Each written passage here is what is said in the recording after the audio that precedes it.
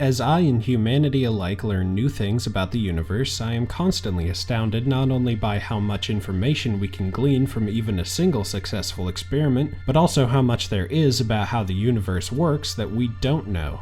That's the beauty of science. You can say that you don't know how something works because your job is to figure out those unknowns. I had been watching Interstellar for the 800th time and was faced with the absolutely brilliant rendering of Gargantua, the black hole, when I began to wonder at how much we really knew about something whose existence had only been unarguably proven 2 years ago. Black holes had been a theory long before then, of course, and the math pointed towards them being a possibility, but we had never actually seen one until 2019, when this amazing image was taken by the Event Horizon Telescope team. To find an imageable black hole, they didn't take a picture of one in our own vicinity of the Milky Way, or even our own galaxy. This is a picture of a black hole at the center of another galaxy 55 million light-years away, with a mass 6.5 billion times larger than our own star. The diameter of the black hole you are seeing is 40 billion kilometers. If this black hole instantly replaced our Sun, it would easily swallow Pluto, as Pluto orbits the Sun at an average of 6 billion kilometers away.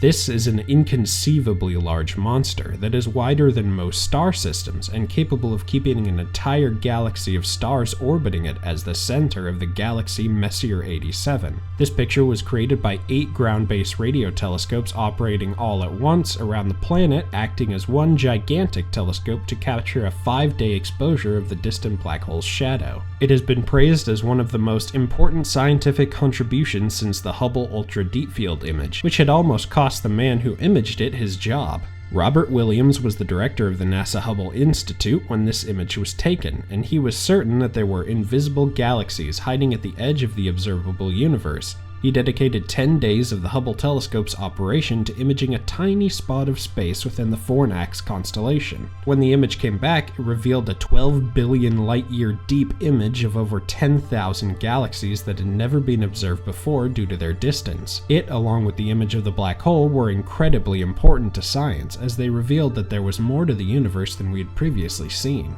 But what do we really know about black holes other than they are incredibly dense and nearly impossible to image due to their inherent darkness? If black holes have only just been definitively proven to exist, then how much can we possibly know about them? Well, as it turns out, quite a bit. I'm Andy, and welcome back to Sirius Science.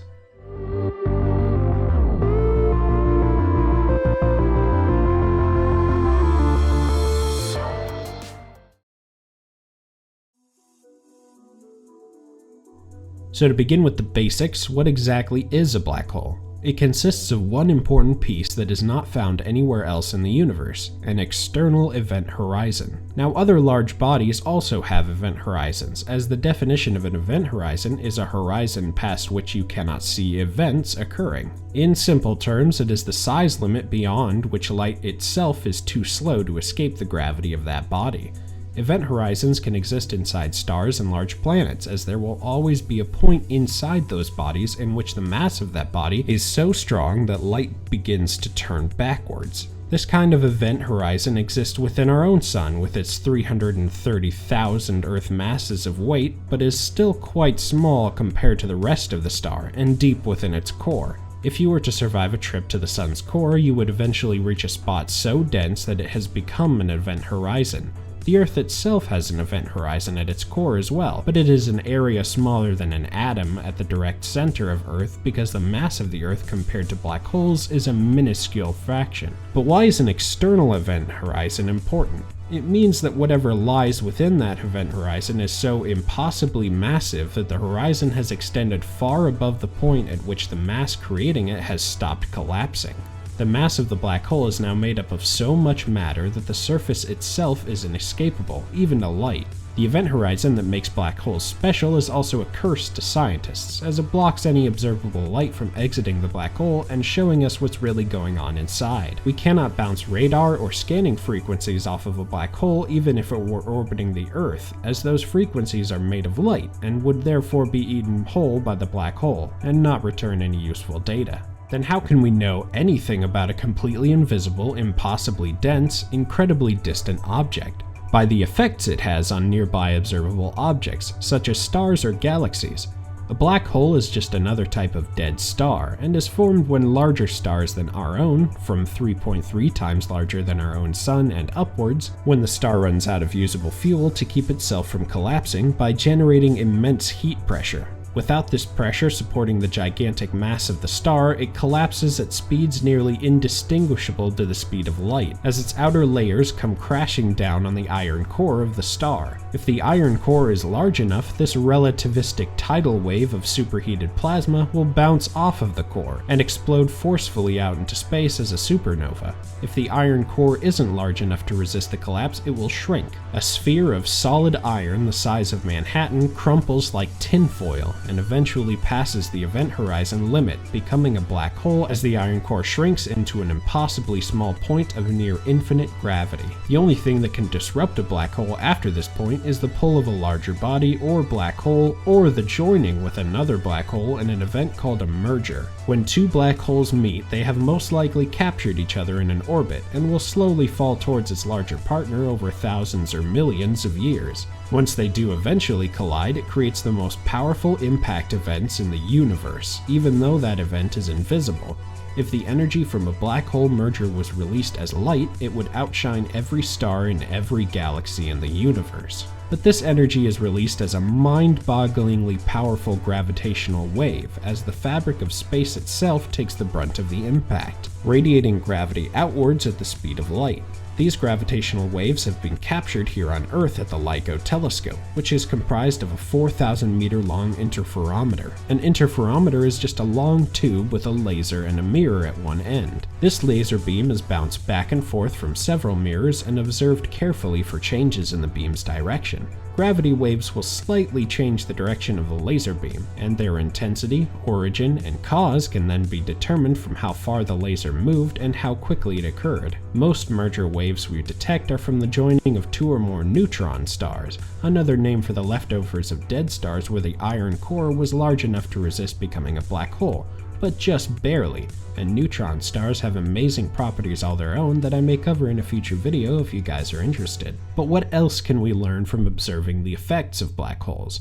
Well, we can also determine that some black holes are spinning, and doing so incredibly fast. Picture a ballet dancer spinning on her heel with her arms outstretched. If she brings her arms inwards towards herself, she will speed up in her spin because she now has less of her body mass in the outside of her spin and has now essentially increased her mass at the center of her spin. Something similar occurs in stars as they die. Most stars spin incredibly fast. Our own sun rotates once every 27 days, a rapid spin when you remember that the sun makes up about 98% of all the mass in our solar system. All stars will eventually die, and as they shrink, they speed up in their rotation, rapidly. Something that had been more than 1,000,000 kilometers across is now an object 20 kilometers across. Try and picture how much faster a star would be rotating at that size. If you guessed an average rotational speed of about 1,150 times per second, with some spinning millions of times per second, you're correct. This spin doesn't just affect things falling into the black hole.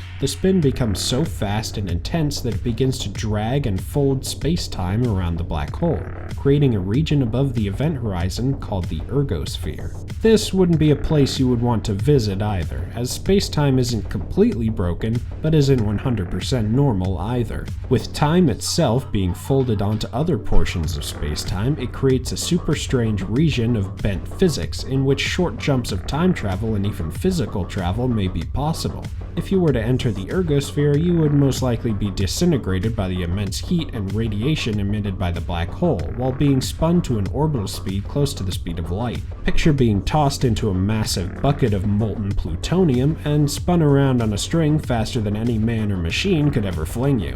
In other words, immediate death. The ergosphere of larger and gentler black holes may be survivable for short periods of time with ample shielding, and may yield a bonus to space travel as well. Rockets break apart multiple times in their flights, something I've discussed in detail in past video, and this is a vital part of spaceflight as it allows you to take only what you need to space and not a massive, now useless rocket. The ergosphere may give a similar bonus with immensely more benefit, as the ergosphere can be pictured as a large spinning funnel of water that falls into the black hole. If a rocket were to enter the ergosphere, it could fly along its direction of rotation and detach a portion of the rocket to gain a massive speed boost, as the force of the spinning ergosphere, which had previously been pushing a large amount of rocket, is now suddenly pushing a tiny portion of that original rocket. This would accelerate the ship to incredible speeds, even those close to the speed of light, shooting the rocket safely away from the black hole in a desired direction, while the ejected rocket part falls into the hole, a mass-to-energy exchange that leaves you the most benefit for your rocket mass. But black holes could have another reality-altering property in that they seem to delete information. What do I mean by information? Well, let's picture you have a tiny black hole within a lab. If you take a piece of paper and burn it, you are left with ash, but that ash contains information about how it was formed, what materials it used to be, and how much energy was used in its destruction. If you took every ounce of ash and scanned the atoms, you could theoretically recreate that original piece of paper from the data you found within the ash atoms. But with a black hole destroying something, that information is lost when the atoms are broken down into their smallest parts and become one with all the other now identical particles within the black hole. The matter becomes dataless and identical to everything else the hole has eaten. This could create data losses within the universe that need to be rectified with new math or a different explanation as to where that data goes. Some theorize that the data falls to the surface of the black hole but may be able to be scanned by their effects on the surface of the event horizon. This is called a hologram, the creation of a 3D image from a 2D set of data resting on a flat plane. If the hologram theory is true, information is not lost but encoded differently to what the outside universe is used to. Not lost, but now we need a new way of processing to read that data. But if black holes absorb all light, then how were we able to get a picture of one? And what is that glowing orange halo around the black hole? Well, it's true that a black hole would be nearly impossible to see without either stars behind it to block their light, or stars around it to watch them orbit it rapidly. But there is another thing that black holes are often surrounded by that is quite visible to our eyes. As gas and dust falls into the black hole, it spins faster and faster as it gets closer, just like the inner planets orbit our sun faster than the outer ones. This gas and dust begins rubbing against itself, as the viscosity of the gas mixture creates incredible friction and heat. This glow of superheated gases that are hotter than the core of our sun is visible when the black hole is eating and makes the hole detectable to telescopes. This can be seen around the photograph as an orange glow. Most of the time this appears as a circle of light around the hole, no matter what direction you view it from, as the gravity of the black hole bends light from the disk of hot gas on the other side of the black hole around itself to the other side, creating an ever-present sphere of light. This hot belt of gas is called an accretion disk, as the superheated gas and dust is accreting around the hole. But where does all the mass inside a black hole go? With how misunderstood black holes are, they are awash in interesting theories on how they operate, one of which is that the matter is ejected into another universe through a white hole on the other side of the wormhole at the heart of our black hole. A white hole is exactly what it sounds like, as scientists are famous for naming things terribly. It is the complete opposite of its other universe counterpart, in that it spits out all of the matter eaten by the black hole as well as a tremendous amount of light. This is entirely theoretical, as we don't even know for sure if there are other universes to begin with. Black holes may also be wormholes on a much less ambitious scale that may lead to other parts of our own universe, connected by torn spacetime from the black hole's wanderings. Or black holes could collapse into an infinitely deep and tiny column of spacetime, vanishing forever into a pocket dimension created by the incredible power of these reality-destroying monsters. Or the matter is not lost forever and is instead focused onto an infinitely tiny point of mass, but not so deep that the mass vanishes forever. The most plausible theory on what the inside of a black hole looks like is the ringularity. I have previously covered the importance of stepping up in dimensions when it comes to math in my video on string theory. Essentially, if a black hole was comprised of a single point of matter, it would need revolutionary new math to explain why a one-dimensional point can have so many different properties. So, one step up from a point would be a line, or a circle. The inside of rapidly spinning black holes may be made up of a disk of infinitely thin, infinitely tiny in height mass, and spinning billions of times a second. This ring of matter, or ringularity, would provide the needed complexity to explain how these black holes operate. Another interesting thing about black holes is that they eat new matter incredibly rarely. In science fiction, black holes are seen as all-consuming forces of nature that will pull you down into themselves no matter how far away you are. This isn't true, as our own sun and planets do not suck in matter constantly. Earth and the sun can absolutely divert matter with their gravitational fields, and may even divert that matter down onto themselves, but they do not suck in matter insatiably. A black hole is still a physical something with a mass, and acts more like a large star in its effects. In order to be eaten by a black hole, you either have to enter a degrading orbit around it, or aim your ship right into the center, as even a ship aimed towards the black hole that just passes through the ergosphere will be completely fine, if they have the proper shielding, and may even be flung away from the hole faster than you had approached. Black holes feed only when one of these lucky collisions occurs, which can take billions of years to happen. But black holes have another interesting property in that they themselves can die. Hawking radiation, a term coined by the late and great Stephen Hawking, is an explanation for how the death of an infinitely massive stellar object could eventually dissolve away. In the same string theory video I did a while ago, I explained what Hawking radiation was, then called virtual particles that appear, join, and vanish in mere milliseconds. When these virtual particles spawn in around the event horizon through quantum fields within space-time, one of these particle pairs, the negative antiparticle, will fall into the black hole and erase an equal amount of matter from the inside of the black hole, slowly eating it away as the positive particles fly away as radiation from the edge of the hole. This process takes an immense amount of time to completely destroy a black hole. Time spans so long that calling them forever would be the only way to do them justice. A black hole with the mass of our sun would take 10 to the 67th power of years to dissolve completely. Our universe has only been around for 14 times 10 to the power of 9 years. The time that the universe has existed for is only a tiny fraction of how long it will take our tiny black hole the size of a few miles to vanish. Supermassive black holes will be one of the last objects to inhabit the end of the universe, which will occur in 6,000 trillion years, a timescale so immense that it becomes impossible to comprehend, literally impossible. But is there a way we could use these black holes to our advantage? If the universe only has a few trillion years of starlight left, compared to the trillions of years afterwards, then if we survive for that long, we will have to turn to black holes for energy, and we may be able to use them for more than we expected.